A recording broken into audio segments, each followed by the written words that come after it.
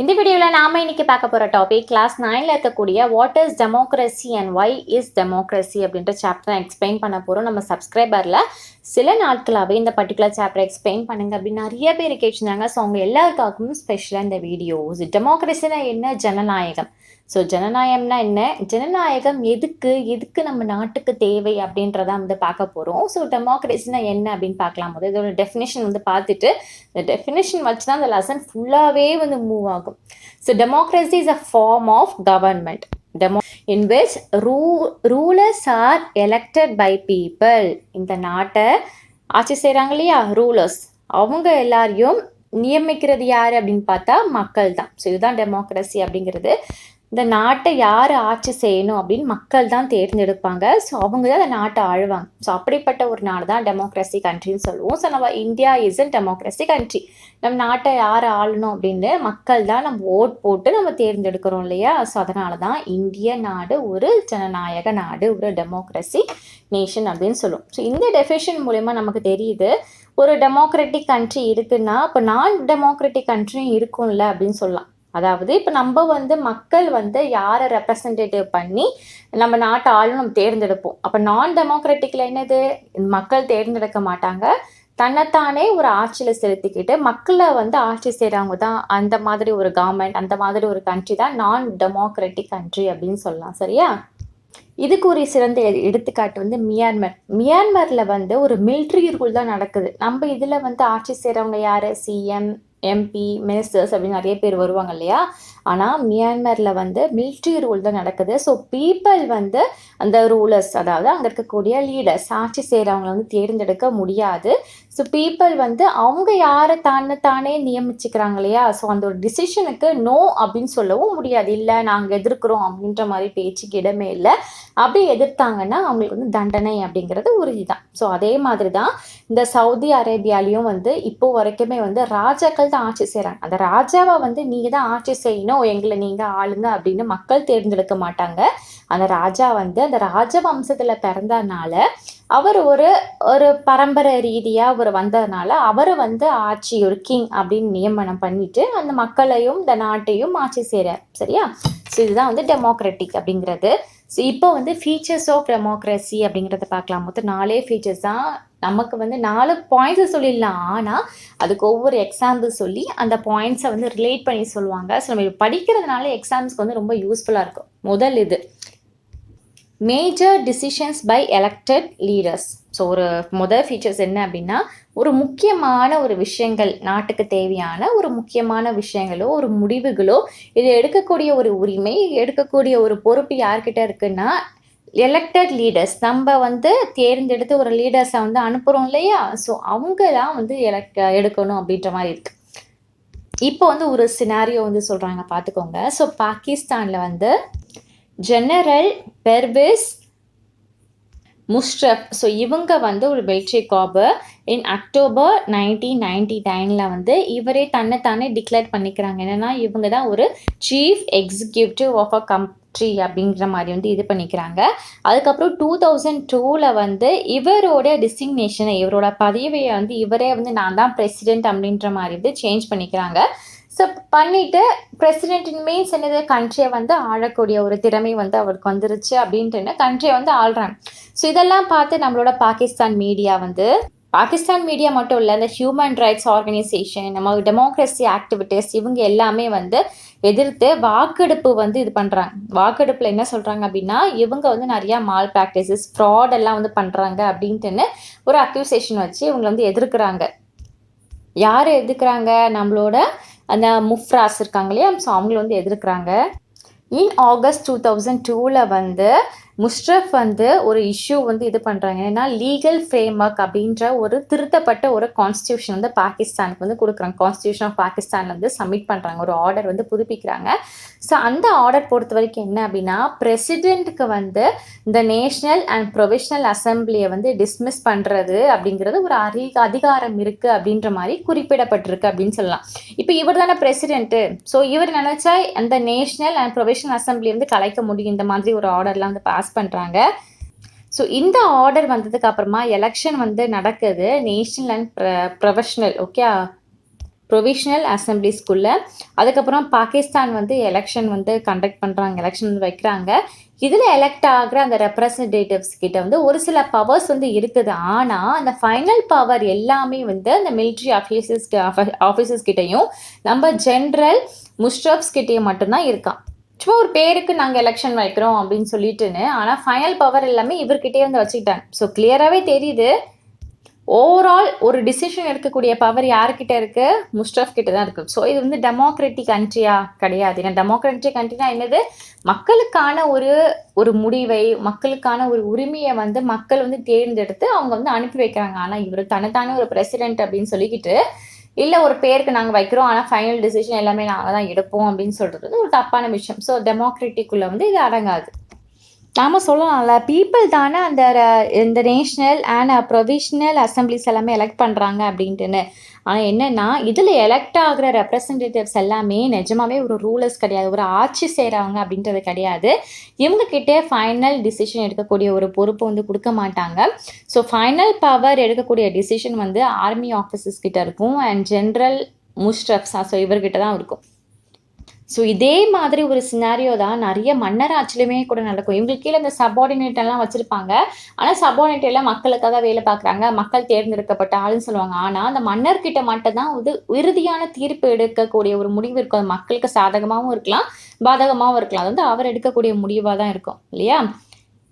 So இதுதான் இப்போ நம்ம பார்த்துக்கக்கூடிய இந்த ஃபர்ஸ்ட் ஃபீச்சர். என்னென்னா இந்த democracy the final decision making power must rest with those elected by the people.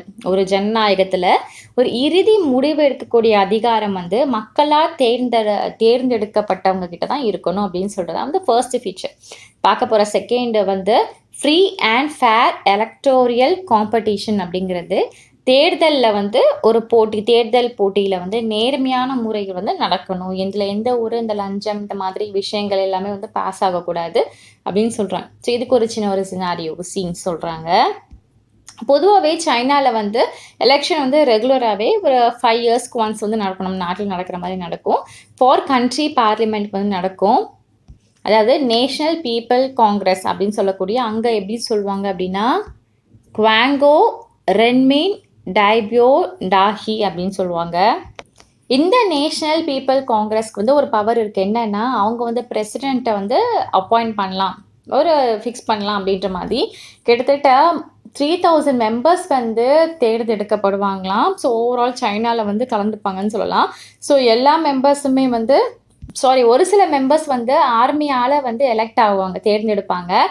இந்த எலெக்ஷன்ஸ்லாம் கலந்துக்கிறதுக்கு முன்னாடி அந்த பார்ட்டிசிபேட் பண்ணுறாங்களா கேண்டிடேட்ஸ், இவங்க எல்லாருமே கண்டிப்பாக அந்த சைனீஸ் கம்யூனிஸ்ட் பார்ட்டிக்கிட்டேருந்து அப்ரூவல் வாங்கியிருக்கணும். இப்படி அந்த சைனீஸ் கம்யூனிஸ்ட் பார்ட்டிக்கிட்டேருந்து யாரெல்லாம் மெம்பராக இருக்காங்களோ அவங்க மட்டும்தான் இந்த எலெக்ஷனில் வந்து கலந்துக்கிற மாதிரி ஒரு சுச்சுவேஷன் வந்து உண்டாக்குனாங்க. இந்த இயர் ஆஃப் 2002-2003 அந்த ஒரு டைமில் வந்து. ஸோ இந்த கவர்மெண்ட் வந்து always formed by communist party. So ஒரு கவர்மெண்ட் வந்து எப்படி உருவாகுதுன்னா ஒரு கம்யூனிஸ்ட் பார்ட்டிக்கு முடிவு பண்ணால் உருவாயிரும். ஏன்னா அவங்க ஒரு மெம்பராக இருக்கணும், அவங்க வந்து அப்ரூவல் கொடுத்தா தான் இவங்க வந்து கலந்துக்கிட்டு ஒரு ரெப்ரசன்டேட்டிவாக வந்து போக முடியும். ஸோ அதனால் government always formed by the communist party அப்படின்னு சொல்கிறாங்க. அதே மாதிரி மெக்சிகோவில் வந்து 1930 இருந்து அதை இண்டிபெண்ட் ஆகுது அப்போது. ஸோ அதில் இருந்துமே அந்த 6 இயர்ஸ்க்கு ஒன்ஸ் வந்து எலெக்ஷன் வந்து வைக்கணும், அது மூலியமாக பிரசிடென்ட் வந்து தேர்ந்தெடுக்கணும் அப்படின்ற மாதிரி ஒரு இதெல்லாம் வந்து வைக்கிறாங்க. ஸோ அது வரைக்கும் அந்த கண்ட்ரி வந்து அந்த மிலிட்ரி கீழேயோ இல்லைனா டிக்டர்ஷிப் ரூல், அதாவது இந்த சர்வதிகார ஆட்சி கீழேயோ வந்து இயங்கலை. ஆனால் இந்த 2000, ஸோ இந்த இயர்லேருந்து என்ன ஆகுது அப்படின்னா அந்த எலெக்ஷன் கண்டக்ட் பண்ணுறாங்க இல்லையா. ஸோ அப்போது பிஆர்ஐ அப்படின்ற ஒரு பார்ட்டி மட்டும்தான் வந்து தொடர்ந்து வந்து வின் ஆகிட்டே இருக்கான். ஸோ இந்த பிஆர்ஐ பார்ட்டியை எதிர்த்து நிறைய எதிர்கட்சிகள்லாம் போட்டி போடுவாங்க இல்லையா. ஸோ அப்பெல்லாம் போட்டி போட்டு பார்க்குறாங்க, ஆனாலும் என்ன பண்ணாலும் வின் பண்ணவே முடியலையா. இந்த பிஆர்ஐ பார்ட்டி என்ன பண்ணுது அப்படின்னா நிறைய டர்ட்டி ட்ரிக்ஸ், அதாவது ரொம்ப மோசமான ஒரு சில ட்ரிக்ஸ் எல்லாமே வந்து ஃபாலோ பண்ணுறாங்க. எப்படியாவது நம்ம எலெக்ஷன்ஸில் வந்து வின் பண்ணிடணும் அப்படின்றதுக்காக ஒரு சில கவர்மெண்ட் ஆஃபீஸர்ஸ் எல்லாரையுமே வலுக்கட்டாயமாக கண்டிப்பாக நீங்கள் மீட்டிங்லாம் கலந்துக்கணும் அப்படின்னு நிறைய பேர் பிடிச்சி கூட்டிகிட்டு வந்து போட்டாங்க. அதுக்கப்புறம் கவர்மெண்ட் டீச்சர்ஸ் எல்லாம் இருக்காங்க இல்லையா. ஸோ இவங்க எல்லாருமே அவங்க பேரண்ட்ஸை வந்து ஃபோர்ஸ்ஃபுல்லாக நீங்கள் இந்த பிஆர்ஐக்கு தான் ஓட்டு போடணும் அப்படின்ற மாதிரி வந்து கேன்வாஸ் எல்லாமே பண்ண ஆரம்பித்தாங்களாம். ஸோ மீடியாவும் என்ன பண்ணிச்சு அப்படின்னா அந்த எதிர்த்தரப்பு அவங்களோட ஒரு சாதகமான விஷயங்கள் எல்லாமே பப்ளிஷ் பண்ணணும்ல, மீடியாங்கிறது காமனானது. பட் இந்த இடத்துல என்ன பண்ணிச்சு அப்படின்னா அந்த ஆப்போசிட் பார்ட்டியோட அந்த விஷயங்கள், அந்த அவங்களோட வெர்ஷன் எதையுமே வந்து டெலிகாஸ்ட் பண்ணாமல் மூடி மறைச்சிட்டாங்க. ஒரு சில சமயங்களில் வந்து இந்த போலிங் பூத்ஸ் எல்லாம் வந்து ஷிஃப்ட் பண்ணாங்களாம், ஒரு பிளேஸ்லேருந்து இன்னொரு பிளேஸ்க்கு லாஸ்ட் மினிட்ல அது மாற்றுவாங்களாம். ஸோ இது வந்து பீப்புளுக்கு வந்து ஓட்டு போடுறதுக்கு ஒரு சில சௌகரியமான ஒரு நிலை வந்து ஏற்படல அப்படின்னு சொல்லலாம்.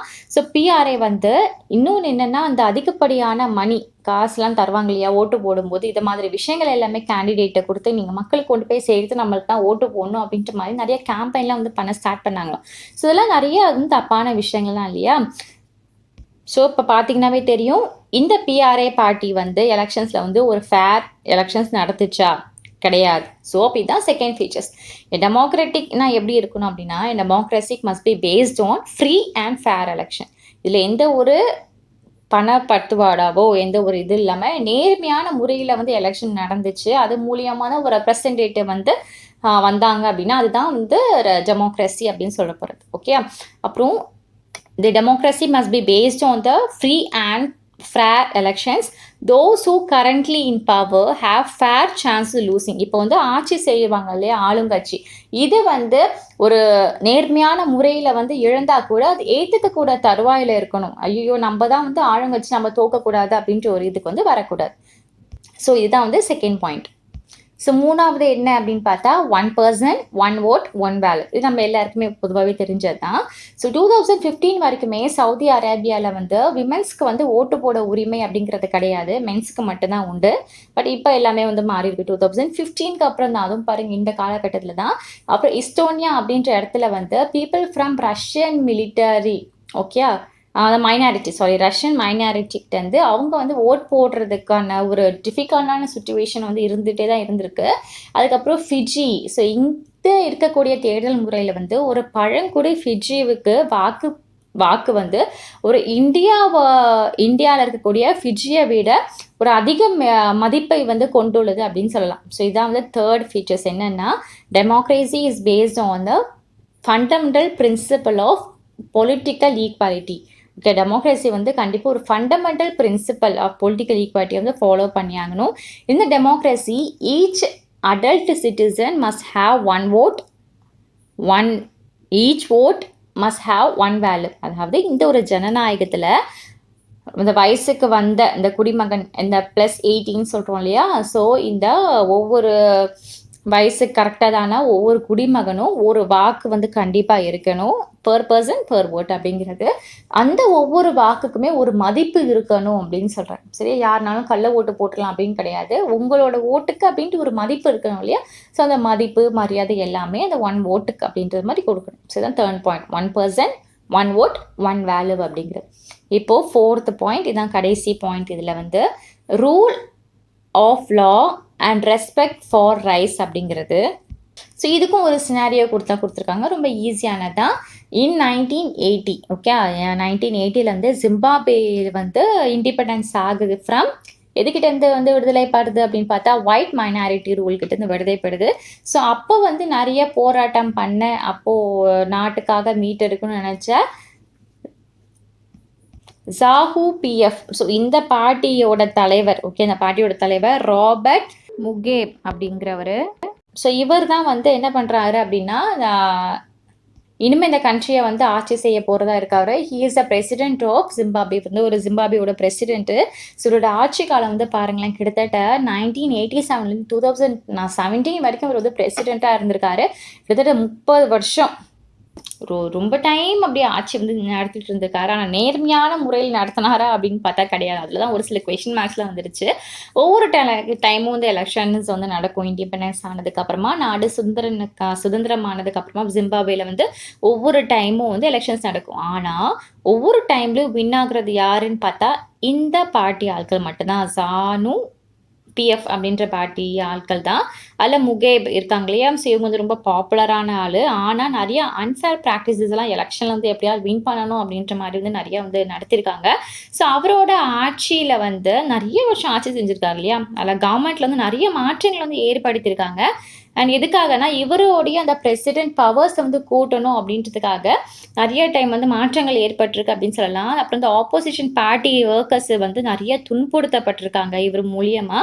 அவங்களோட கூட்டங்கள் எல்லாமே சீர்குலைந்திருக்கு அப்படின்னு சொல்லலாம். யாராவது இந்த கவர்மெண்ட்டை வந்து அகெயின்ஸ்டாக பேசினாலோ அகெயின்ஸ்டாக எதிர்த்தாலோ அது வந்து சட்டத்துக்கு விரோதமானது அப்படின்ற மாதிரி வந்து அறிவிப்பெல்லாம் ஏற்படுத்துனாங்களாம்.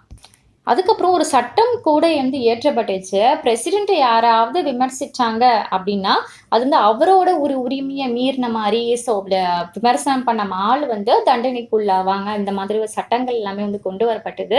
அப்புறம் டிவி மீடியா துறை இருக்கு இல்லையா, டிவி ரேடியோ தானே அப்போ எல்லாமே. ஸோ டிவி ரேடியோ இது எல்லாமே வந்து கவர்மெண்ட்டோட கண்ட்ரோலில் போயிடுச்சு. ஸோ அவங்களோட அந்த ரூலிங் பார்ட்டியோட வேர்ஷன் மட்டும்தான் வந்து வெளியே வந்து அது மூலியமா மக்களுக்கு தெரிகிற வண்ணம் வந்து இருந்துச்சாம். ஸோ அந்த அகெயின்ஸ்ட் அந்த அப்போசிஷன் பார்ட்டி எதுவுமே வந்து அவங்களோட வேர்ஷன் எதுவுமே வந்து வரல. அதுக்கப்புறம் ஆனால் இண்டிபெண்டன்ட் நியூஸ் பேப்பரும் ஒரு சிலது இருந்தது. ஆனால் அதுவுமே நிறைய அங்கே இருக்கக்கூடிய ஜேர்னலிஸ்ட் யாராவது இந்த அரசாங்கத்தை எதிர்த்து அரசை எதிர்த்து பேச ஆரம்பிச்சாங்கன்னா, அதாட்டி நியூஸ் வந்து வெளியிட ஆரம்பிச்சாங்கன்னா அவங்கள வந்து ரொம்ப சிவியராக வந்து துன்புறுத்தப்பட்டாங்க. கவர்மெண்ட் வந்து ஒரு சில ஜட்ஜ்மெண்ட்ஸையும் கூட வந்து இக்னோர் பண்ணிச்சு. இல்லை ஒரு சில ஜட்ஜஸ் எல்லாமே இல்லை நீங்கள் ஃபாலோ தான் பண்ணி ஆகணும் அப்படின்னா அவங்கள வேலையை விட்டு தூக்க கூட வந்து செஞ்சாங்களாம்.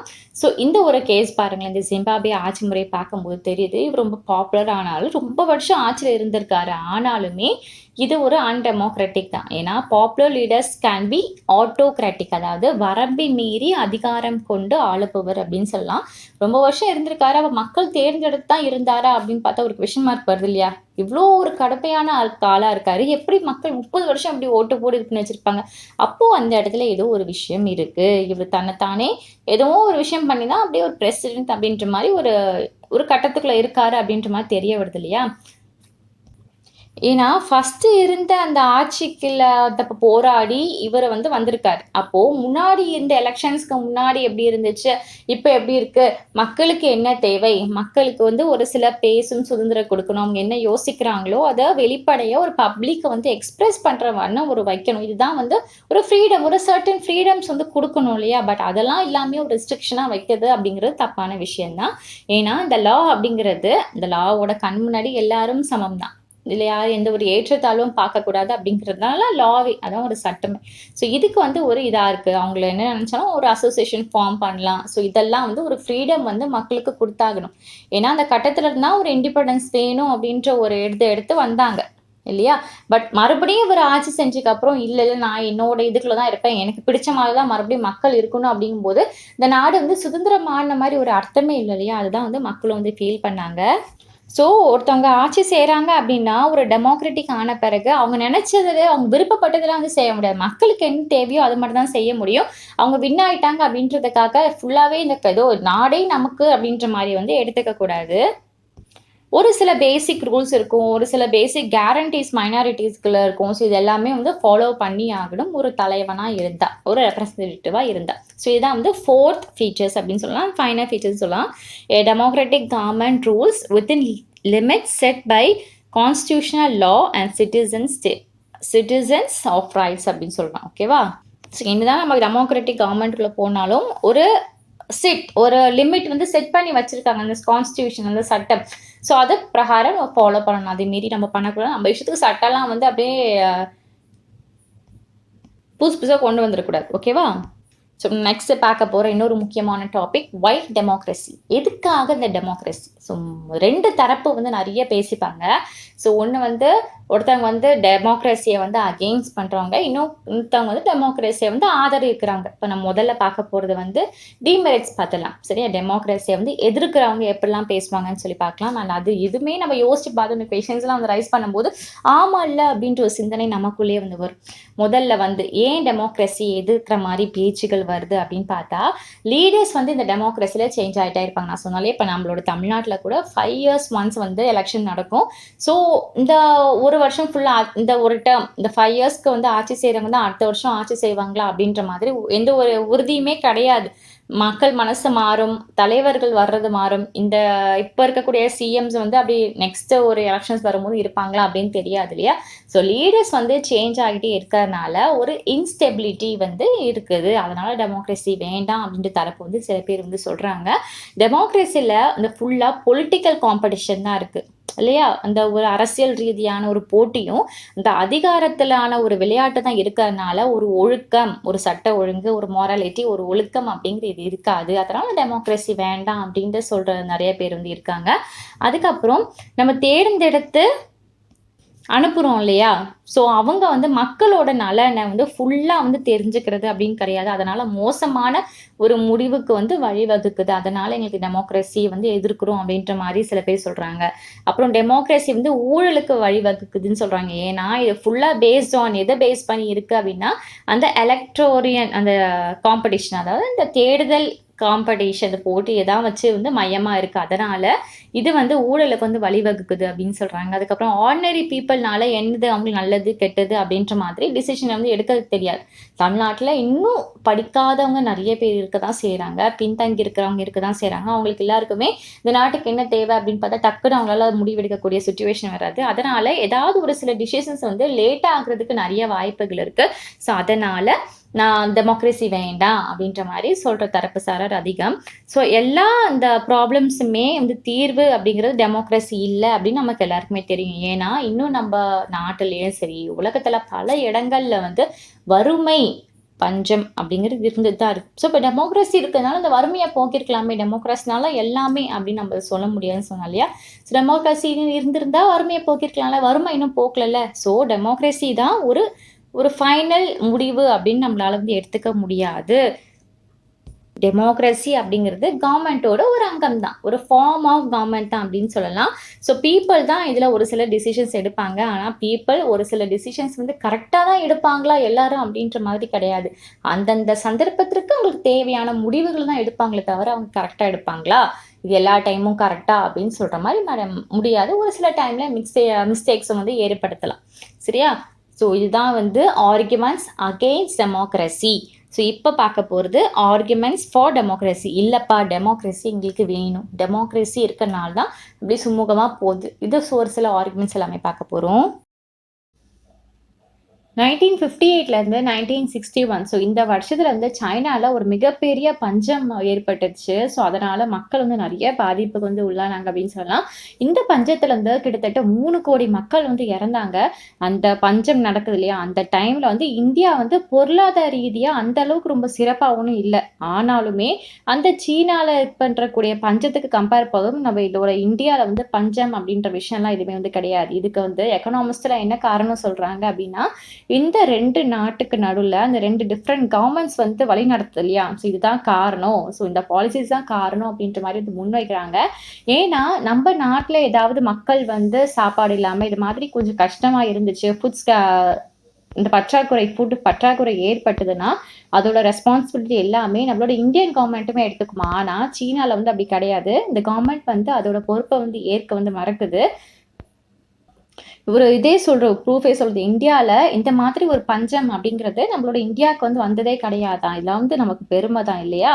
ஸோ சீனா சீனாலயுமே இதே மாதிரி ஒரு பலதரப்பட்ட தேடுதல் வந்து நடந்து, எல்லாம் எதிர்க்கட்சிகள் வந்து இருந்துட்டு, கவர்மெண்ட்ட கிரிட்டிசைஸ் பண்ணக்கூடிய, எதிர்க்கக்கூடிய இந்த பிரஸ் எல்லாமே இருந்துச்சுன்னா, இதே மாதிரி பஞ்சத்துல வந்து நெறைய பேர் இறந்திருக்க மாட்டாங்க அப்படின்ற மாரிலாம் சொல்றாங்களாம். ஏன் எதிர்க்கட்சிலாம் இருக்கணும் அப்படின்னா, அதுக்கு ஒரு ரீசன் சொல்றேன் பாருங்களேன். இப்ப வந்து ஆளுங்கட்சி, எதிர்க்கட்சி அப்படின்னு நம்ம ஊர்லயுமே இருக்கு. இப்ப ஆளுங்கட்சி வந்து நல்லது பண்ணிட்டே இருக்காங்க. ஆனா, ஏதோ ஒரு சில விஷயம் வந்து மக்களுக்கு பிடிக்கல அப்படிங்கும்போது, அவங்களுக்கு வந்து டைரக்ட்டா தெரியாது இல்லையா? ஸோ எதிர்க்கட்சி என்ன பண்ணும் அப்படின்னா, ஆளுங்கட்சி கிட்ட இருக்க குறைகள மட்டும் முதல்ல வந்து எடுத்து வைப்பாங்க. ஸோ குறைகள எடுத்து வைக்கும்போது, ஆளுங்கட்சி என்ன நினைப்பாங்க, ஓகே இது மாதிரி விஷயங்கள்லாம் மக்களுக்கு வந்து லேக் ஆகுது அப்படின்னு சொல்லிட்டு, அத பூர்த்தி பண்ண பார்ப்பாங்க. ஸோ ஒரு மைனஸ சொன்னா தான், அந்த மைனஸ அவங்க பிளஸ்ஸா ஏத்துக்க வந்து ட்ரை பண்ணுவாங்க இல்லையா? ஸோ ஒரு விஷயம் நடக்குதா, அத எதிர்க்கிறதுக்கு இருந்தா தான் அந்த ப்ராப்பரா ஒரு விஷயம் நல்லபடியா போகும். அதனால தான் ஆளுங்கட்சி, எதிர்க்கட்சி அப்படின்ற மாரி கொண்டு வந்தாங்க. இதெல்லாம் சீனால வந்து இல்ல. அதனால தான் இந்த மாதிரி ஸ்கார்சிட்டி எல்லாமே அதான் பஞ்சம் எல்லாமே வந்திருக்கு. நெறைய மக்கள் இறந்திருக்காங்க அப்படின்ற மாதிரி வந்து எக்கனாமிஸ்ட் எல்லாமே வந்து சொல்லிட்டு இருக்காங்களாம். ஸோ இதுதான் ஒரு பெஸ்ட் எக்ஸாம்பிள். டெமோக்ரஸி அப்படிங்கிறதுக்கு ஏன் முக்கியம்? ஒரு ஃபார்ம் ஆஃப் கவர்மெண்ட்டா இருக்கு அப்படின்றதுக்கு இது ஒரு சிறந்த ஒரு உதாரணம் இருக்க முடியாது இல்லையா? ஸோ ஃபர்ஸ்ட் மெரிட்ஸ் என்ன?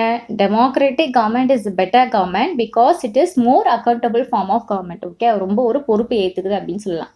ஸோ செகண்ட் இந்த நம்மளோட டெமோக்ரஸியில் வந்து நிறைய கன்சல்டேஷன் டிஸ்கஷன் எல்லாமே நடக்குமா. ஒரு டிஸ்கஷன் ஏதாவது ஒரு முடிவை எடுக்கணும், ஒரு டிசிஷன் எடுக்கணும் அப்படின்னாலுமே அதில் வந்து நிறைய மக்கள் வந்து கலந்துருப்பாங்க, நிறைய டிஸ்கஷன் போகும், நிறைய மீட்டிங்லாம் வைப்பாங்க, அதில் நிறைய பேர் வந்து கலந்துப்பாங்க. ஸோ இப்படி நிறைய பேர் வந்து இன்வால்வ் ஆகிறதுனால ஏதோ ஒரு பாசிபிள் அந்த மிஸ்டேக்ஸ் எல்லாமே வந்து சுட்டி காட்ட முடியும். நான் சொல்லலை தெரியுமா, நீங்கள் இந்த இடத்துல நீங்கள் மக்களுக்கு என்ன பண்ணீங்களா அப்படின்னு எதிர்த்து கேட்க ஒரு ஆள் இருக்கணும்.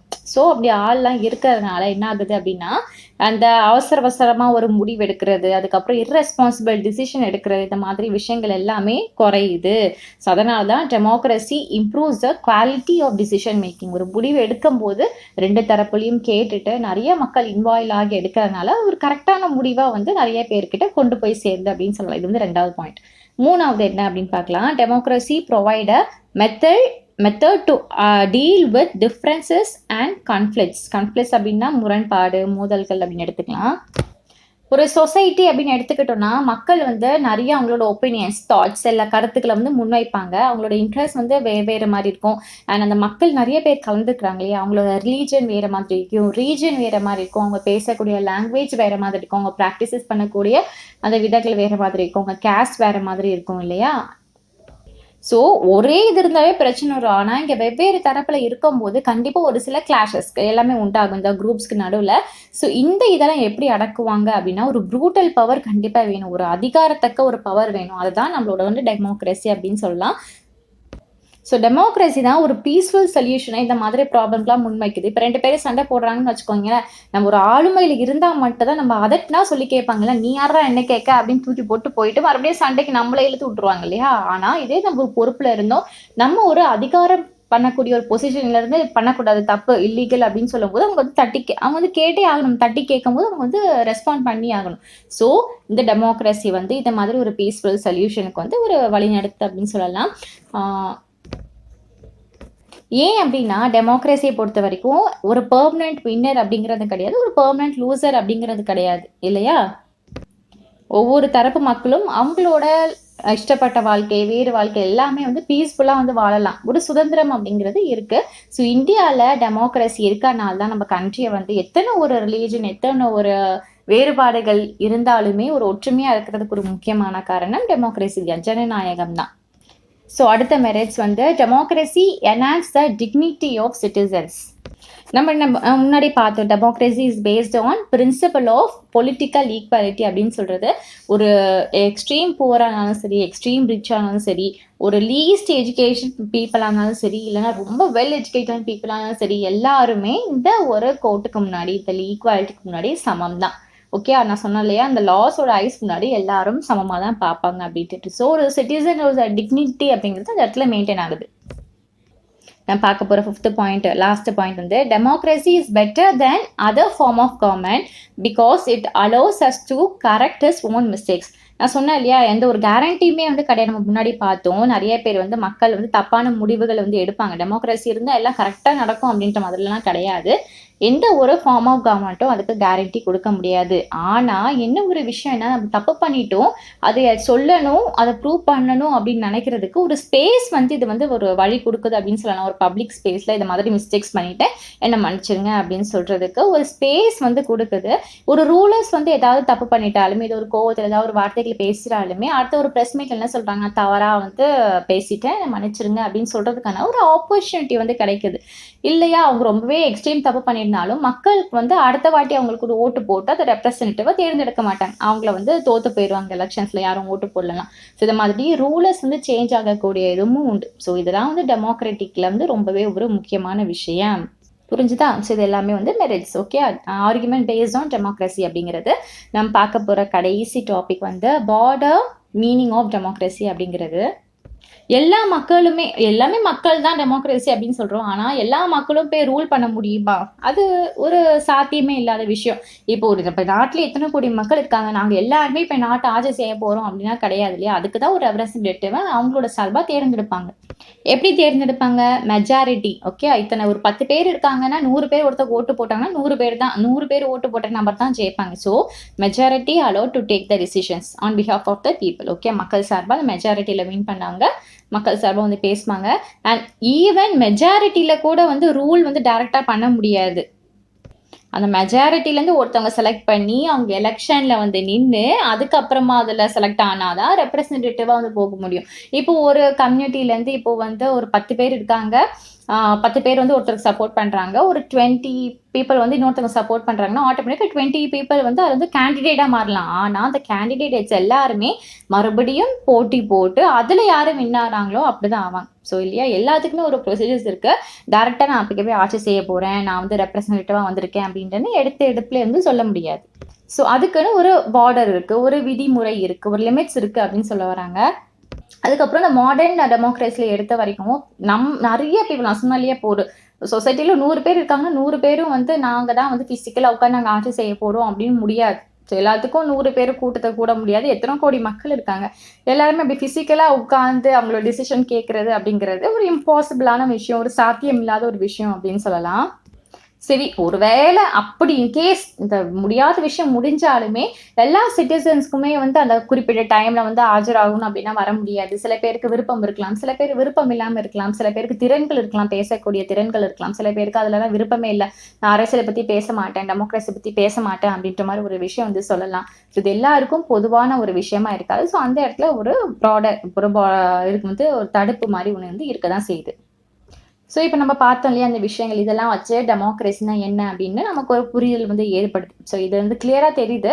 ஸோ டெமோக்ராட்டிக்னா என்ன, நான் டெமோக்ராட்டிக்னா என்ன அப்படின்னு நம்மளால் வந்து டிஸ்டிங்விஷ் பண்ணி நம்மளால் பார்க்க முடியுது இல்லையா.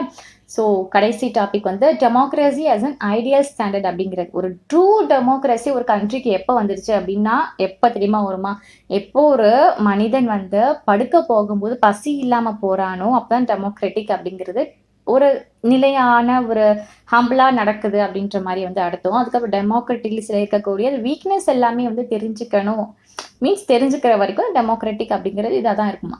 ஸோ லாஸ்ட் வந்து it helps us to distinguish between the minimal democracy and the good democracy. ஒரு நல்ல டெமோக்ரஸி கெட்ட டெமோக்ரஸியும் கிடையாது, அதனால மினிமம்னு சொல்கிறாங்க. ஸோ மினிமல் டெமோக்ரஸிக்கு மக்கள் வந்து ஒரு வேறுபாடு தெரிஞ்சுக்கிட்டனாவே அப்படின்னாவே ஸோ டெமோக்ரஸி அப்படிங்கிறது ஒரு ஐடியல் ஸ்டாண்டர்டாக இருக்கும் அப்படின்னு சொல்கிறேன். ஸோ கன்க்ளூஷன் வந்து பார்த்துடலாம். எந்த ஒரு கண்ட்ரியுமே ஒரு பர்ஃபெக்ட் டெமோக்ரஸியை வந்து ஃபாலோ பண்ணலாம். நம்ம இந்தியாவுமே ஒரு ஜனநாயக நாடு தான், ஒரு டெமோக்ராட்டிக் கண்ட்ரி தான். ஆனாலுமே இது எடுக்கக்கூடிய முடிவுகள் எல்லாமே மக்களுக்கு சாதகமாகவோ மக்களுக்கு வந்து ஒரு பயனுள்ளதாகவோ இருக்குமா அப்படின்ட்டு எடுக்கும்போது தெரியாது, போக போக மக்களுக்கு பிடிக்குமா என்ன ஏதுன்னு தெரியும். ஸோ எந்த ஒரு கண்ட்ரியுமே ஒரு பர்ஃபெக்ட் டெமோக்ரஸி அப்படின்னு வந்து சொல்ல முடியாது. டெமோக்ரஸியில் வந்து குறைஞ்சபட்ச ஒரு நிபந்தனைகள், ஒரு கண்டிஷன்ஸ் மட்டும் வந்து வழங்குது. ஒரு டிசிஷன் மேக்கிங் எடுத்தாலுமே அதுக்கு ஒரு சின்ன ஒரு எஃபெக்ட் போடணும், மற்றவங்க கிட்ட கருத்து கணிப்பு கேட்கணும், இந்த மாதிரி நிறைய விஷயங்கள் வந்து உள்ளடங்கியிருக்கு. எடுத்தோன்னு கவுத்தோன்லாம் எதுவும் பண்ண முடியாங்க. ஒரு கண்ட்ரியோட ஃபேக்ட் என்ன தெரியுமா, it's that not depends upon the ruler. இப்போ ரூலர் ஆட்சி செய்கிறவங்க என்ன முடிவு எடுக்கிறாங்களோ அதை பொறுத்து கண்ட்ரி வந்து அதை மட்டும் வச்சுமே இயங்காது. அது வேணும், அது மட்டும் வச்சு இயங்காது. ஆனால் இந்த கண்ட்ரிக்காக நம்ம சிட்டிசன்ஸ் என்ன செய்கிறோம், ஸோ இதை வச்சியும் தான் இந்த கண்ட்ரியோட தலைவிதி தலையெழுத்து அப்படிங்கிறது வந்து நிர்ணயம் ஆகுது அப்படின்னு சொல்கிறேன். ஸோ இதோட இந்த வீடியோ முடிஞ்சது. ஸோ ரொம்ப ஒரு அருமையான லெசன், ரொம்ப ஈஸியான லெசன். உங்களுக்கு வேறு ஏதாவது சாப்டர் எக்ஸ்பிளைன் பண்ணணும் அப்படின்னு மறக்காம கமெண்ட் செக்ஷன் கமெண்ட் போடுங்க. ஷியோராக உங்களுக்காக வீடியோ போடுறேன். தேங்க்யூ.